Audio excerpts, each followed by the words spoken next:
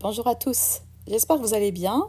Aujourd'hui, on va aborder ce thème qui est le fait que Dieu guérit encore aujourd'hui. En fait, j'ai à cœur de vous partager un témoignage personnel de ma vie parce que moi, on va dire, pendant de nombreuses années, pas réalisé que nous avons un Dieu qui est puissant et qui guérit encore aujourd'hui. Et c'est quelque chose que j'ai vécu tout simplement au travers de difficultés au niveau de ma santé. Déjà, quand j'avais un de mes enfants qui était jeune, je me souviens qu'on avait demandé la prière pour lui à notre assemblée qu'on fréquentait, et tout particulièrement parce qu'il avait un souci au niveau de son œil et qu'il était aveugle d'un œil suite à trois maladies différentes dans l'œil. Et à ce moment-là, il avait été pris en charge par l'hôpital et miraculeusement guéri parce que même le médecin ne savait pas comment c'était possible que cet œil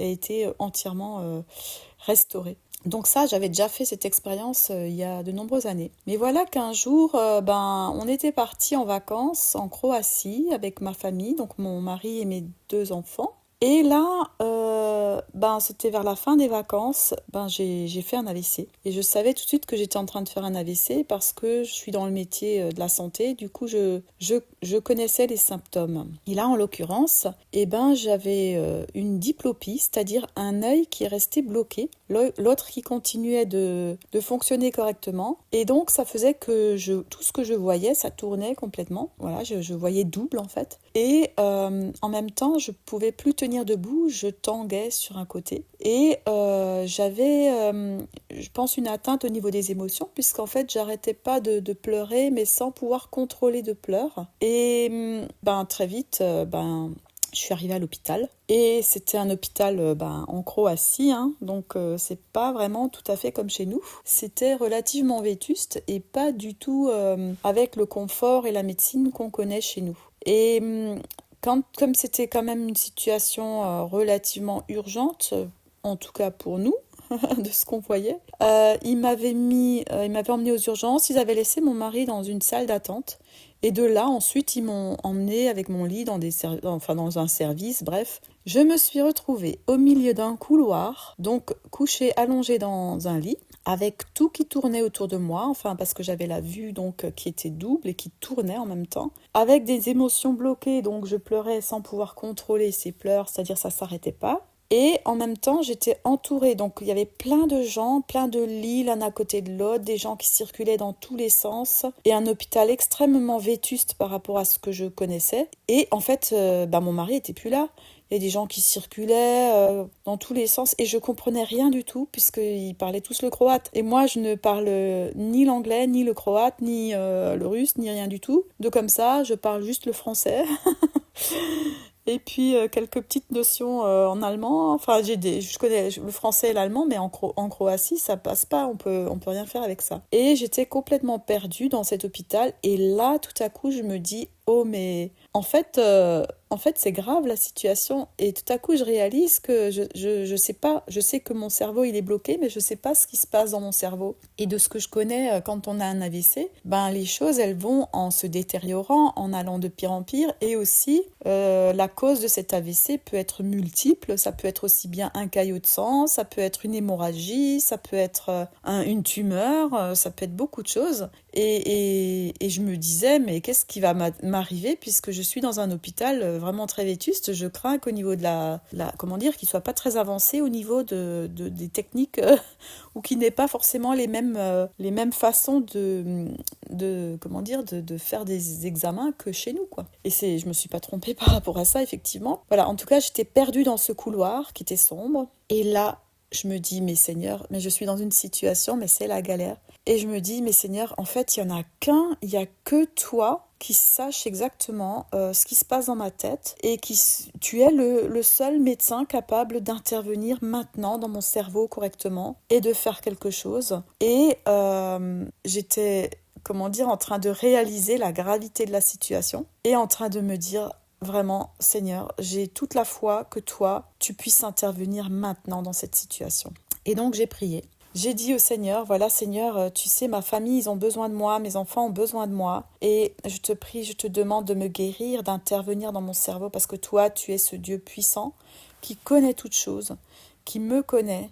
Et je sais que tu peux intervenir dans mon cerveau maintenant pour me guérir. Et à ce moment-là, j'ai compris que c'est comme si j'entendais à l'intérieur de moi, je vais te guérir, mais si je te guéris, c'est pas pour ta famille, c'est pas pour tes enfants, c'est pour toi. C'est parce que je t'aime toi et parce que j'ai encore des projets pour toi.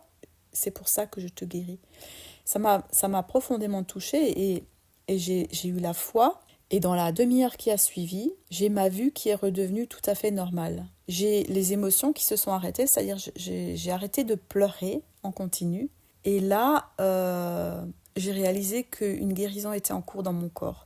Je ne pouvais pas forcément m'asseoir dans mon lit ou me lever, mais j'étais très rassurée parce que je savais que quelque chose se passait. Et j'étais tellement dans la joie, j'ai dit merci Seigneur, je remerciais le Seigneur. Voilà, j'étais dans la joie de voir que quelque chose était en train de se passer.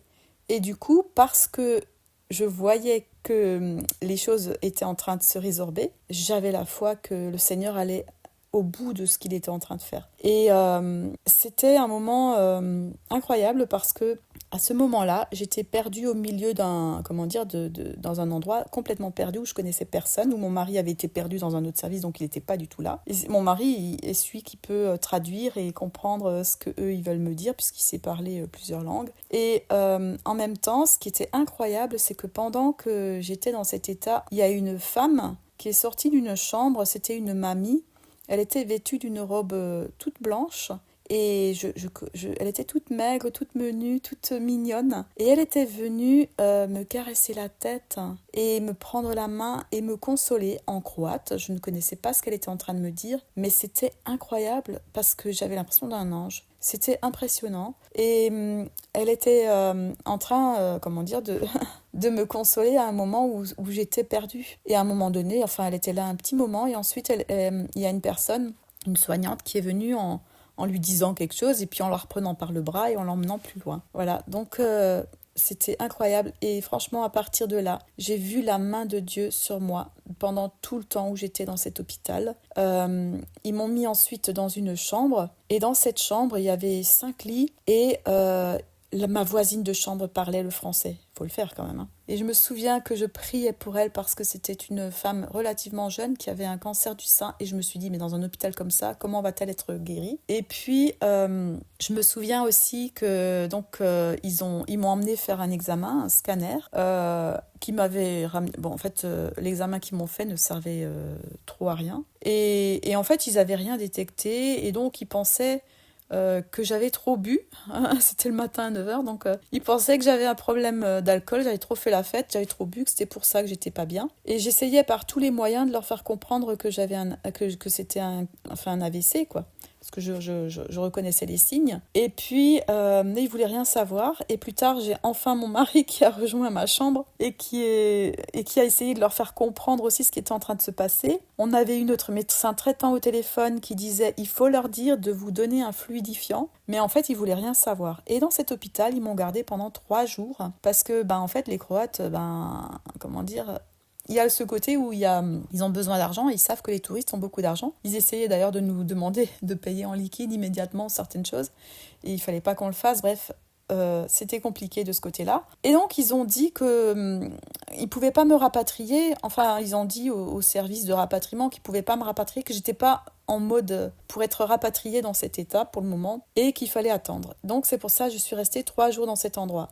Et pendant 3 jours, au niveau médical, c'était impressionnant ce que j'ai vu. Je n'irai pas dans les détails. Au niveau soins, au niveau médical, au niveau nourriture, au niveau de plein de choses. Mais ce qui était incroyable, c'est que le Seigneur, il m'a donné une telle joie, une telle force de vivre que j'étais remplie d'un feu, remplie je sais pas, c'est comme s'il me disait regarde chaque petite chose qui est belle, chaque petite chose qui est bonne. Et du coup, je sais pas, il y avait une mouette qui s'asseyait qui était sur le rebord de la fenêtre. Je me réjouissais de voir cette mouette.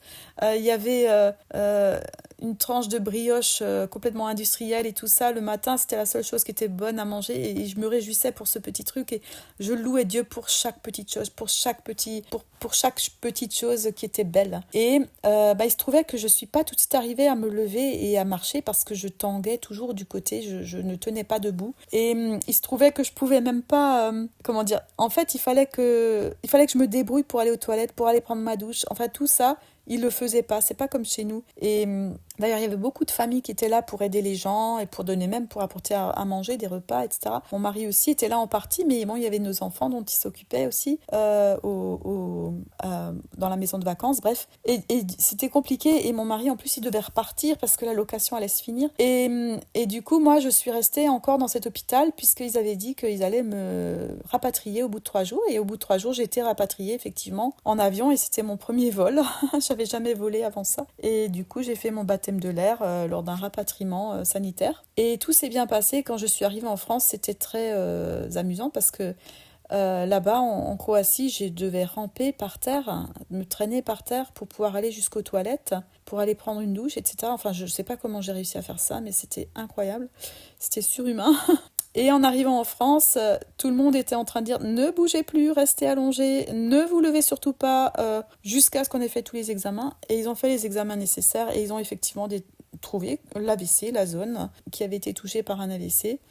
Et pourquoi je tenais pas encore debout, etc. Et du coup, ils m'ont donné les médicaments qu'il fallait, fluidifiants et tout. Et les médecins, ils ont dit, c'est pas possible que cet AVC se soit arrêté comme ça. Parce que vu où il est logé, vu comment que c'était, ils n'ont pas compris comment ça se fait que j'ai pu tenir sans aucun traitement pendant 3 jours et sans que ça se dégrade. Et donc, c'était la main de Dieu, c'était le miracle de Dieu. Moi, je le savais, c'était énorme. Et du coup, voilà, j'ai après ça eu un temps de convalescence, on va dire, où je me suis retapée petit à petit, où le reste est revenu aussi petit à petit. Et j'étais tellement touchée de voir l'amour et la grâce de Dieu. Et ça, c'était en 2012. C'est ensuite en 2017 que j'ai eu mon expérience où j'ai vécu le baptême dans le Saint-Esprit, où j'ai réalisé la puissance de Dieu qui habite dans nos vies, dans nos cœurs, et où j'ai réalisé la grandeur de Dieu, et où j'ai réalisé que Dieu était un Dieu qui guérissait. C'est-à-dire que ça a encore pris un certain temps pour que je réalise que oui, notre Dieu est puissant et je peux prier pour la guérison de ceux que je rencontre qui ont un souci de santé. Suite à ça, c'était en 2020. Le Covid a commencé et j'ai de nouveau eu un souci de santé, c'est-à-dire que j'étais touchée par le Covid avant même qu'on ne sache tout ce qui a suivi, quoi. C'était tout de suite au mois de mars 2020. Dès les premiers signes de maladie en France et en particulier en Alsace, moi j'étais touchée, j'étais alitée pendant 4 semaines, dont je me dégradais de jour en jour sans qu'on comprenne forcément ce qui se passe encore. Mais les hôpitaux alsaciens commençaient à être blindés de monde qui allait pas bien. Enfin bref, c'était très compliqué. Et je disais à mon mari, non, en fait, il faut pas appeler le médecin et tu me mettras pas à l'hôpital parce que je vois que on dirait que c'est grave ce qui se passe. En tout cas, je ne veux pas aller dans les hôpitaux parce qu'ils sont débordés. Donc on va rester gentiment à la maison. Et puis j'avais de la température, je n'arrivais plus à me lever. J'étais vraiment très très très faible et je m'affaiblissais de jour en jour, au point même où je n'arrivais même plus à parler. J'étais tellement fatiguée que je n'arrivais même plus à sortir un seul son de ma bouche. Je me souviens que les gens autour de moi s'inquiétaient vraiment.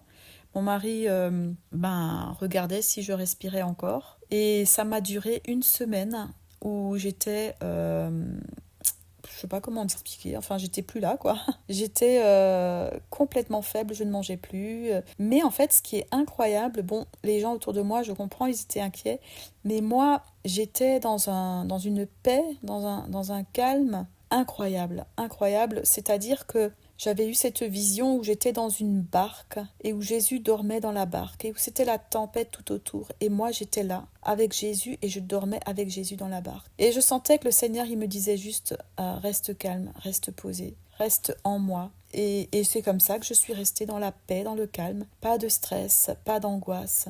Et ça m'a duré une semaine et au bout d'une semaine, je suis ressortie de cet état et j'ai recommencé à monter la pente. Et en tout, ça m'a duré 4 semaines où j'étais atteinte de ce virus.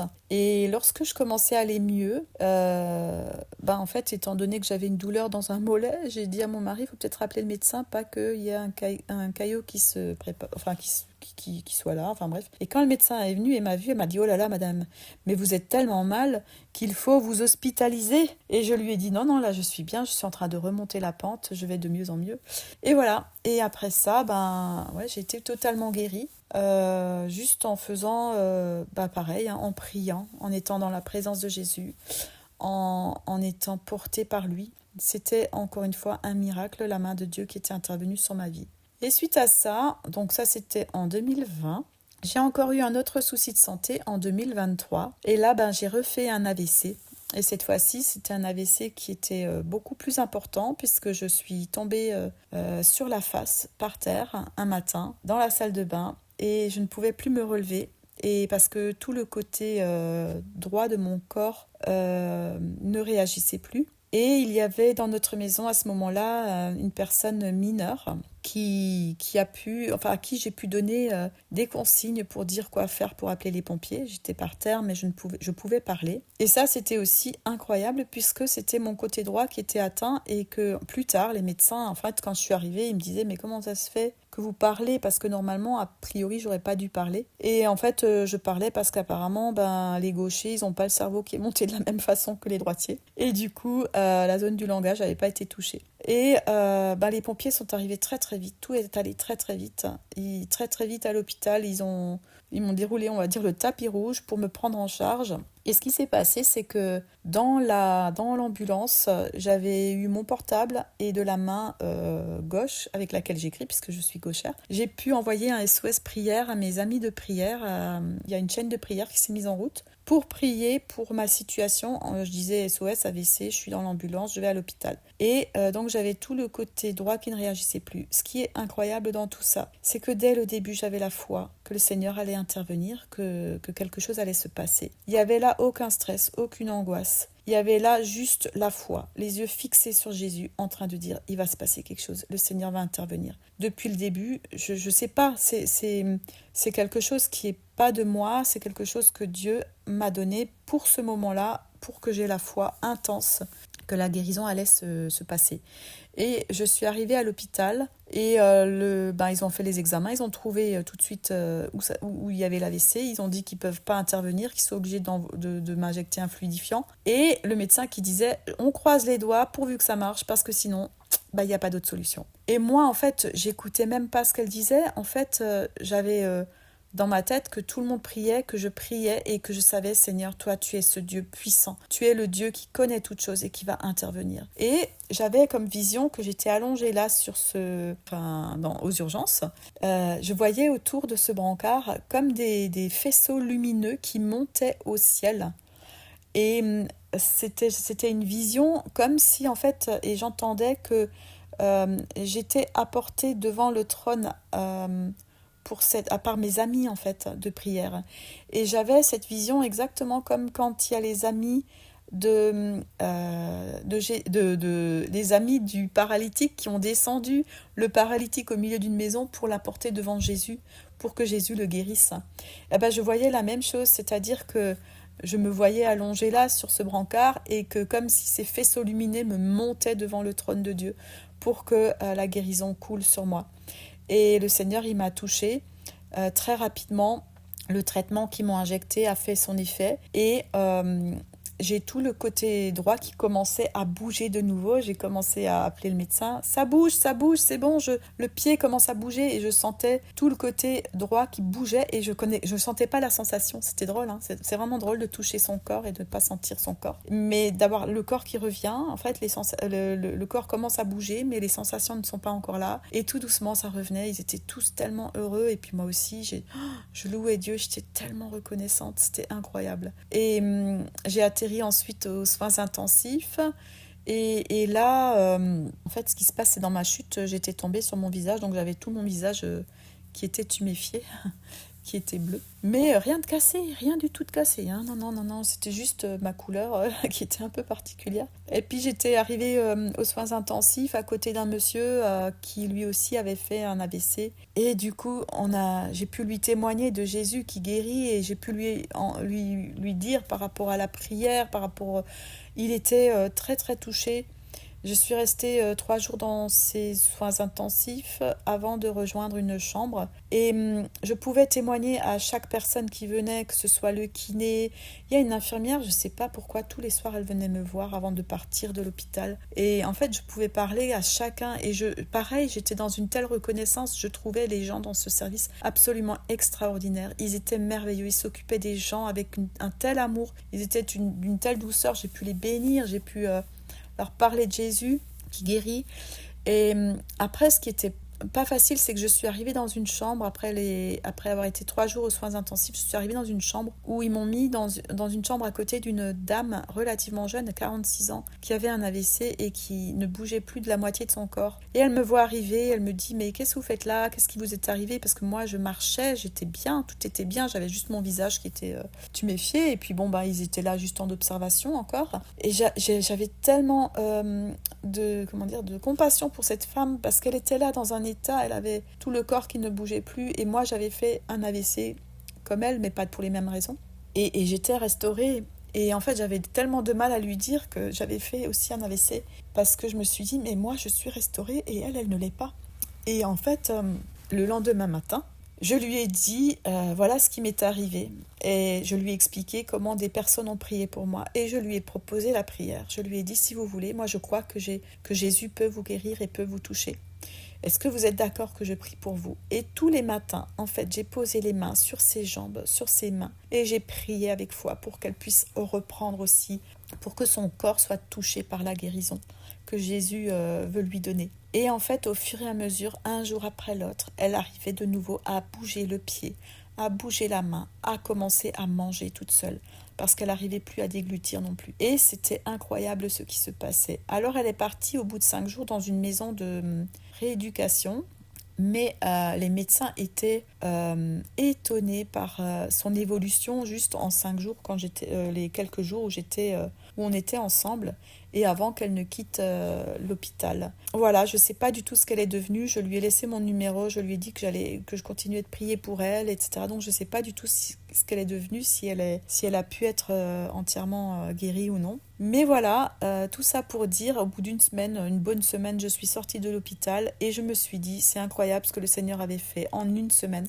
Comment j'avais pu parler de lui partout, au niveau du personnel, au niveau des patients qui étaient là, j'avais pu prier. C'était impressionnant et je me suis dit, en fait, c'est fort comment Dieu, il peut changer le mal en bien. Donc voilà, en fait, c'était vraiment un témoignage que je voulais vous donner. Je ne l'ai jamais donné encore, on va dire comme ça, ouvertement. Pour moi, je pense que c'est important pour honorer Dieu, pour honorer ce que fait Dieu. Et pour donner la foi à tous ceux qui sont dans la souffrance, à tous ceux qui galèrent dans la vie pour des problèmes de santé. Parce que je pense que dans toutes ces situations, il y a de l'espoir. Je pense aussi que ce que le Seigneur il attend de nous, c'est juste qu'on fixe nos regards sur lui et qu'on ait la foi qu'il peut faire quelque chose pour notre état, pour notre corps, mais aussi qu'on puisse rester à l'écoute de ce que Dieu veut nous dire pendant tout ce temps-là où on est dans des périodes de convalescence. Parce que le Seigneur, il veut nous parler de différentes façons. Et après ce temps-là où j'étais pendant aussi 2 ou 3 mois en arrêt maladie, et c'était un temps fort avec le Seigneur. Et ouais, ce que je veux dire, c'est que j'ai réalisé à quel point en fait la foi est importante. C'est tellement important de rester connecté à Dieu, de rester connecté, quoi qu'il en soit, au Seigneur. De continuer de croire que le Seigneur, il a des projets de vie pour nous. Je pense que dans tous ces moments où on vit des soucis de santé importants, on doit garder les yeux fixés sur le Seigneur. Aussi, c'est pas moi ce que j'ai compris, c'est que c'était pas Dieu qui veut nous détruire ou qui veut nous faire du tort. C'est on vit dans un monde déchu, on vit avec le diable qui veut nous voler, nous détruire, et Dieu il permet que les choses soit ainsi, on ne connaît pas les raisons. On ne sait pas pourquoi il y en a qui guérissent, il y en a qui guérissent pas. on ne sait pas. Par contre, ce qui est sûr, c'est que on peut continuer de garder nos yeux fixés sur lui, quoi qu'il arrive, de rester dans la foi, quoi qu'il arrive, et de garder espoir en lui, parce que lui, il connaît toutes choses. La vie sur la terre est un moment où on est dans une temporalité qui est passagère, et ce qui nous attend un jour, c'est l'éternité avec lui. Et c'est ça, notre espérance. Mais quoi qu'il se passe, on peut continuer de vivre ce qu'on vit dans la paix de Jésus, dans le calme, dans la sérénité et en gardant nos yeux fixés sur lui, sans arrêt fixés sur lui et en croyant, en ayant cette foi que lui, il sait pourquoi. Parce que souvent, on a peut-être ces questions de pourquoi. Et ben en fait, le pourquoi, ça lui appartient. Mais qu'on puisse juste continuer de lui faire entièrement confiance, de s'en remettre à lui qui est ce Dieu qui veut prendre soin de nous, qui veut nous restaurer et qui veut parler à notre cœur. Parfois, on a aussi des temps de pause comme ça dans la vie pour que le Seigneur nous parle. Moi, je sais qu'il a toujours parlé profondément pendant tous ces temps-là de soucis de santé. Ce que j'ai remarqué aussi, alors ce qu'il faut savoir aujourd'hui, c'est que j'ai été opérée du problème qui provoquait les AVC, donc je suis, on va dire, sereine. Il ne faut pas se défaire de tout ce qui est médical ou la science, etc. Je veux dire, le Seigneur utilise aussi ces choses-là pour nous soigner, pour nous guérir. Et aussi, en fait, je pense que la chose importante, c'est de connecter avec Dieu, de rester à l'écoute de ce que le Seigneur nous dit de faire, d'aller au niveau de la santé, qu'est-ce que lui, il nous demande, quel est son programme pour nous. Mais ce qui est certain, c'est que Dieu utilise tous ces moments-là pour nous emmener plus loin, pour nous faire grandir. Pour nous faire grandir dans la foi. De toute façon, notre foi, elle ne peut que grandir puisque comment dire, notre foi, j'ai envie de dire, elle est jamais suffisamment grande. On va dire que notre foi est limitée, voilà. Et que le Seigneur, il veut que notre foi grandisse. C'est ça ce que je veux dire.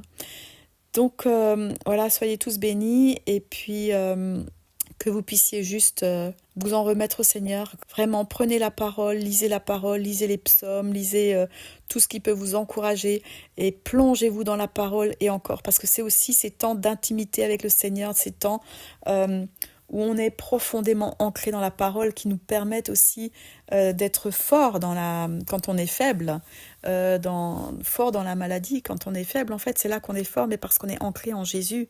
Ce que je voulais dire aussi de la différence entre le premier AVC que j'ai fait en 2012 et le deuxième en 2023. Entre-temps, j'ai grandi dans la foi dans le sens où j'avais plus compris qui est Dieu.